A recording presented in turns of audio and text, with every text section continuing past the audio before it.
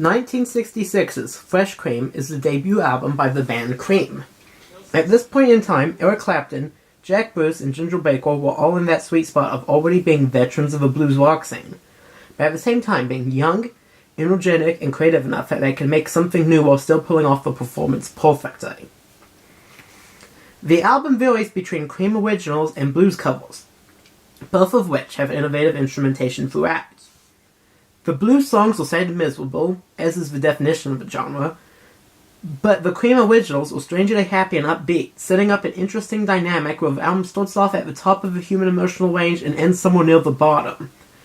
Overall, I feel the arrangement of the original United Kingdom track listing, which is what we're going to be looking at, is something that works greatly in the album's advantage, feeling like a descent into man's soul, regardless of whether or not that was the intention. The style of hard and fast drumming and bass line here would be very influential later on, especially on acts like Led Zeppelin. Some of the vocal stylings with the bombast and exotic sounding held notes would later become prominent parts of the psychedelic or acid rock genre. Fresh Cream is undoubtedly a major advent in the history of both hard rock and psychedelic rock, but the ravages of time have not diminished its considerable impact. The instrumental playing was at its time unmatched. By the end of the 1960s, only Led Zeppelin and The Who could really give Cream a run for their money in terms of hard rock instrumentation, with Led Zeppelin being only barely contemporaneous with Cream for around 5 months.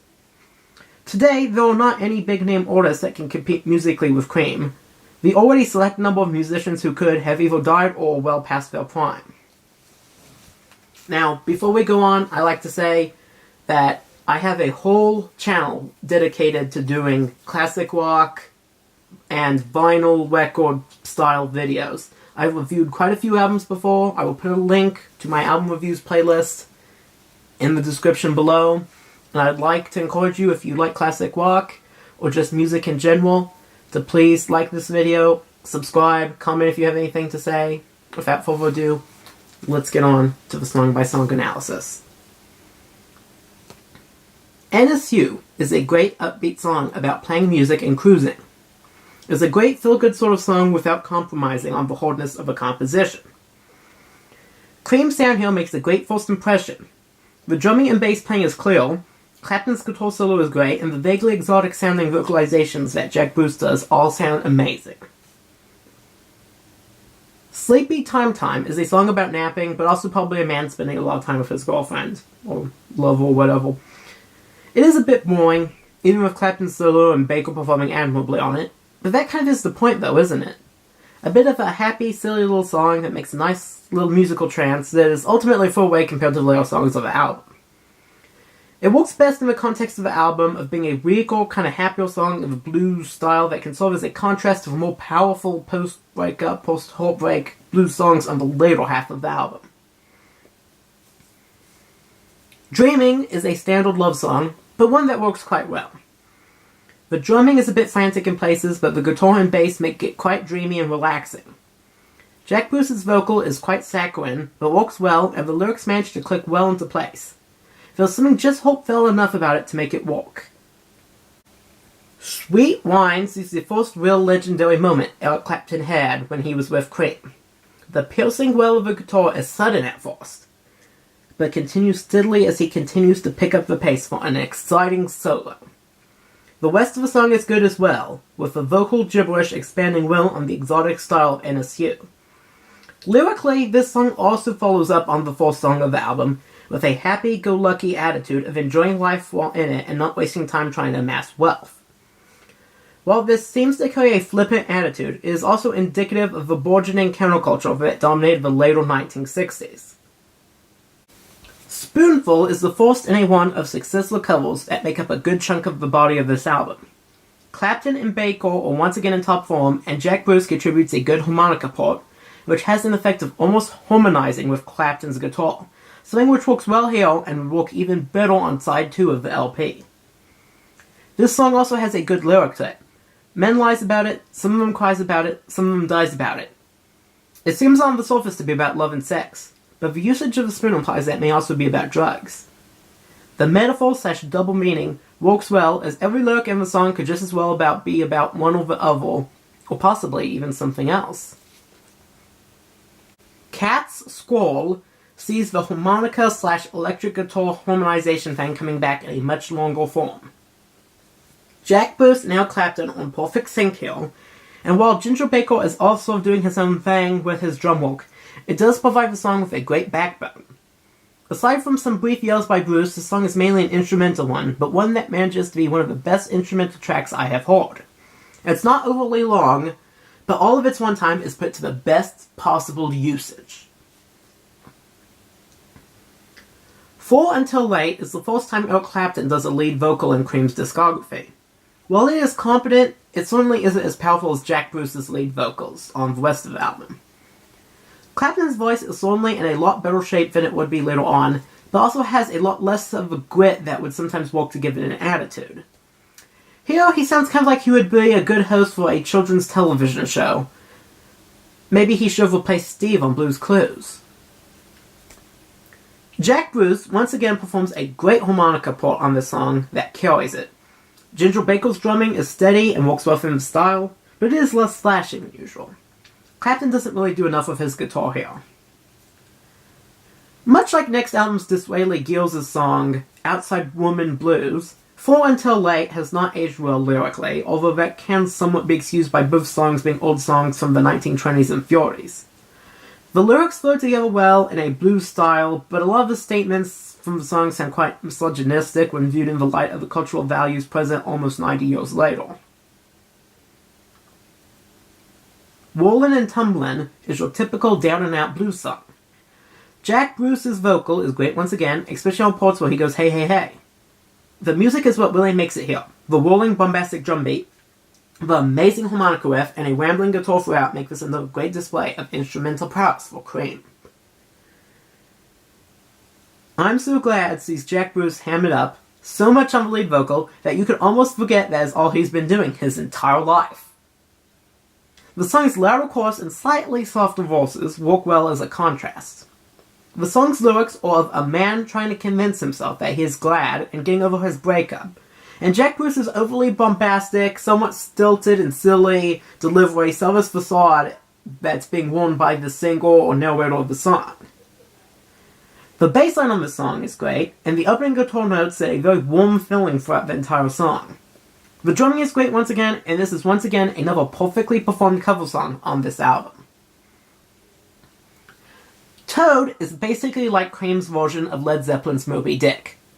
It's not quite as good as Moby Dick, but it came out first, so without Toad we probably would have never had Moby Dick.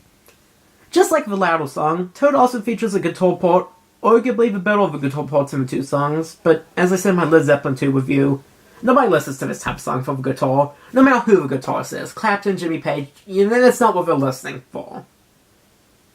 Alright, before we go on to the final song rankings and eventually the album, I do want to look at the sleeve briefly. So here it is, pretty nice sleeve here. It's a nice photo of them, although I don't really understand why they're dressed as aviators. Eric Clapton looks almost like he could be a mechanic or something, although he also seems to have a camera, so maybe he's some sort of, scout. Jack Bruce looks honestly hilarious like this with his aviator uniform. Only really Ginger Baker looks somewhat dignified here, but it is a very great clear photo of them. And, at this younger point in their career, Clapton in particular looks quite young here. So I also like this little kind of logo up here, the Fresh Cream logo. It's in this kind of cool psychedelic 60s font. Really like how it curves. I'm assuming it's supposed to look like a drop of cream, of what kind of looks like an onion too. But I do like it, and it's very stylized. It's very 60s, but it's a very nice, and honestly, it still goes hard after all these years. 1966, 2023, this logo still goes hard. See, that's it. Pretty nice cover. Mostly on a black background. On the back, you got the exact same photos of the band.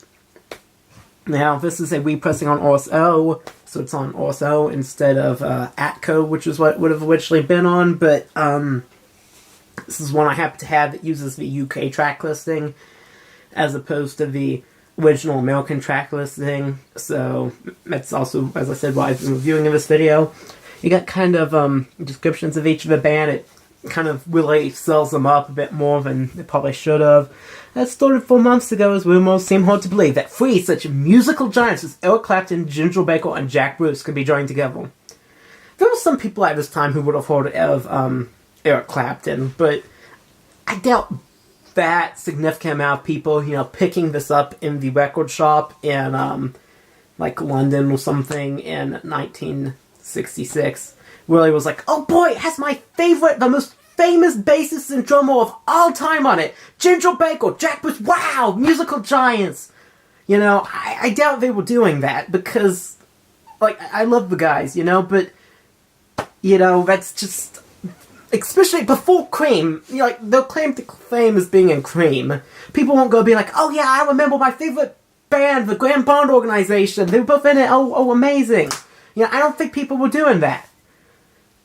But yeah, otherwise it's pretty nice. As I said, it does, we use the same photos as the front cover, except in black and white, but it's got the same little logo up there. As I said, I like that. Got the track listing. It's pretty nice. It's kind of an elegant sort of thing. It's just black and white, but also how I guess kind of wins the coloring here, since it's, nice and vibrant and 70s-y, but, black and white, I like the logo, I like the black, It's overall a very nice, record. There's no really, printed sleeve with it. As I said, it is on the Orso label instead of what the original Atco label would have been, although this is UK track listing, so it might have been on a different label even than the UK originally, so there it is, Fresh Cream, kind of a nice looking package. So, now for the final song rankings and eventually the album ranking. NSU, 9 out of 10. Sleepy Time Time, 7 out of 10. Dreaming, 9 out of 10. Sweet Wine, 9 out of 10. Spoonful, 9 out of 10. Cat's Squall, 9 out of 10. 4 Until Late, 6 out of 10. It's well delivered, but it hasn't aged well, let's face it. Rollin' and Tumblin', 9 out of 10. I'm So Glad, 9 out of 10. Toad, 8 out of 10. And overall, I give this album a 9 out of 10. Part of me kind of wanted to give it a 10 out of 10, but when I think about my favorite albums, do I really think of Fresh Cream? No, but it really is a great album. So, yeah, I give it a 9 out of 10. And here at some point in the near future, I'll review Disraeli Gears. So I'll see you then. Be sure to go watch my other album review videos. Thank you for watching. I hope you have a great rest of your day.